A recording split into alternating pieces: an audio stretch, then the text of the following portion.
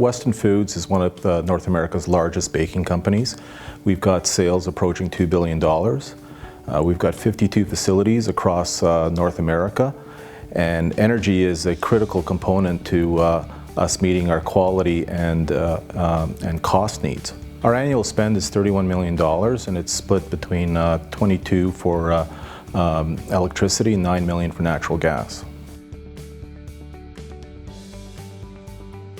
What we had to start with is energy management audits of our facilities and an extensive data collection effort.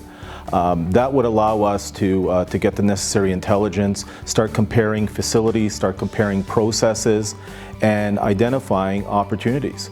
And once we had those in hand, it was then building the business case as to what we needed to do to correct things, what costs, if any, were involved, and at the end, what savings were achievable.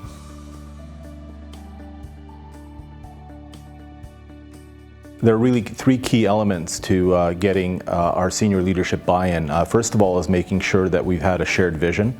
Second is to come to them with a solid financial plan. And third, make sure that what we are doing is measurable and verifiable. When we started talking about financial plan, we had to come to them and basically break down our energy costs and really show to them that there was more to our energy cost than just the final number on an invoice. And so we have to transition from a discussion about data, which the technical people love to talk about, to a discussion on the financial opportunities, which the finance people and the people who hold the purse strings love to hear about.